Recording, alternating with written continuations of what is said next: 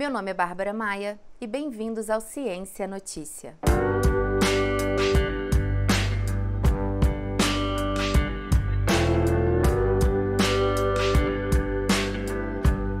Como o próximo supercontinente da Terra vai se formar? Apesar de ser difícil para nós imaginarmos os territórios e divisões geográficas como mutáveis e móveis, é preciso entender que os 7 continentes terrestres não são fixos e irão mudar no futuro, assim como já mudaram no passado. Os continentes já foram unidos e formaram um supercontinente chamado Pangeia. E antes disso, existiam outras organizações geográficas e, de acordo com os ciclos naturais da Terra, iremos ter outras no futuro. Mas a pergunta que fica é: quais serão essas reorganizações? O geólogo João Duarte, da Universidade de Lisboa, em Portugal, e seus colegas desenvolveram uma teoria em 2016 que defende a ideia de que as costuras entre as placas tectônicas estão se desfazendo e uma grande ruptura pode estar se aproximando. Com a ocorrência desse fenômeno, o Atlântico seria limitado e o Pacífico diminuto, e um supercontinente acabaria se formando.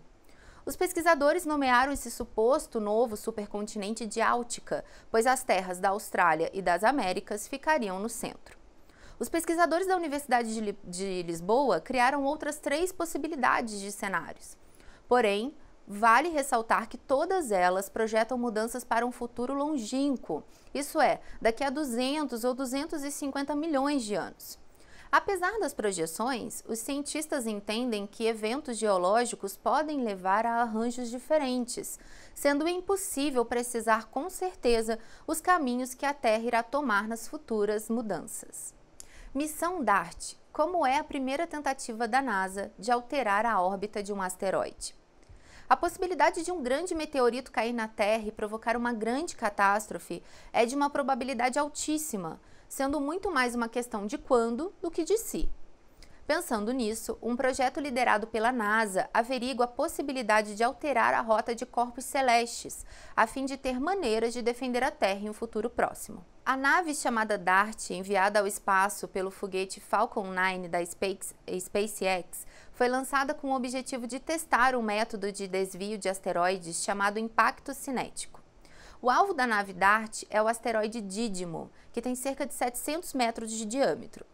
Quando a nave se chocar com o asteroide, objetiva-se que ele modifique seu período de rotação em cerca de 10 minutos, uma mudança que se pretende mensurar a partir da Terra mediante radar. Para os padrões de tempo das missões interplanetárias, essa será muito rápida, visto que o asteroide se encontra relativamente perto da Terra, só uns 11 milhões de quilômetros. A rapidez também se justifica pelo uso de motores iônicos, que se objetivam maximizar o efeito de choque no asteroide e com gasto mínimo de combustível. E para quem pensa que o DART está sozinho, se engana. Ele está levando um fotógrafo especial que registrará o momento do impacto. Mas calma, ele é um mini satélite construído pela Agência Espacial Italiana, que está equipado com câmeras de televisão e que deve abandonar a nave antes do choque, sobrevivendo literalmente para contar a história. Estudo inédito descobre 42 genes previamente desconhecidos ligados ao Alzheimer. O enorme estudo sobre risco genético para a doença de Alzheimer, realizado pelo Instituto de Pesquisa em Demência do Reino Unido, da Universidade de Cardiff, descobriu outros 42 genes ligados ao desenvolvimento da doença. A coautora do estudo, a pesquisadora Julia Williams, afirma ser este o culminar de 30 anos de trabalho, sendo uma referência para as pesquisas sobre o Alzheimer. A pesquisadora afirma que, apesar de fatores ambientais e mesológicos auxiliarem no desenvolvimento do Alzheimer, 60% a 80% do risco de desenvolvimento da doença é baseado em nossa genética e, portanto, devemos continuar a procurar as causas biológicas e desenvolver tratamentos muito necessários para milhões de pessoas afetadas em todo o mundo. O estudo, publicado na revista Nature Genetics, identifica que os novos genes estão mais associados à progressão da doença, fornecendo assim aos cientistas informações valiosas para o desenvolvimento de novos tratamentos e medicamentos. A importância da descoberta já é reconhecida no meio acadêmico.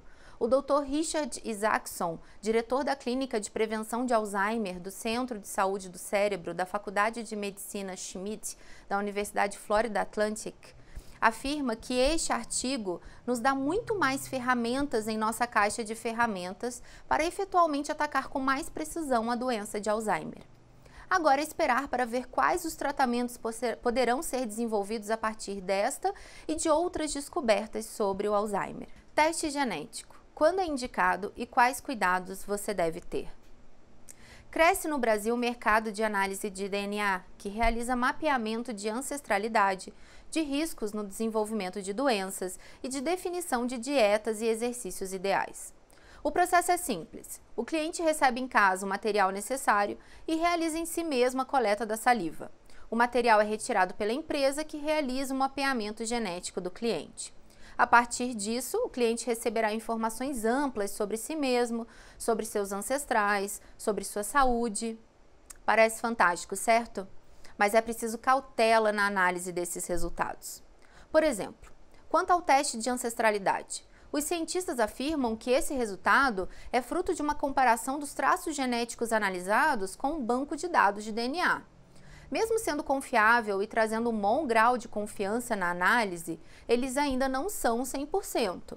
O médico Roberto Giuliani, professor titular da genética da Universidade Federal do Rio Grande do Sul, explica que, infelizmente, a maior parte dos dados genômicos são gerados em países desenvolvidos da América do Norte e da Europa, tendo, portanto, que ser analisados de forma cuidadosa. Além disso, esses exames oferecem resultados que indicam dietas e atividades físicas que, teoricamente, seriam mais adequados para o grupo de genes analisados. Mas os cientistas afirmam que ainda não conhecemos suficientemente bem nosso genoma para chegar a conclusões tão específicas.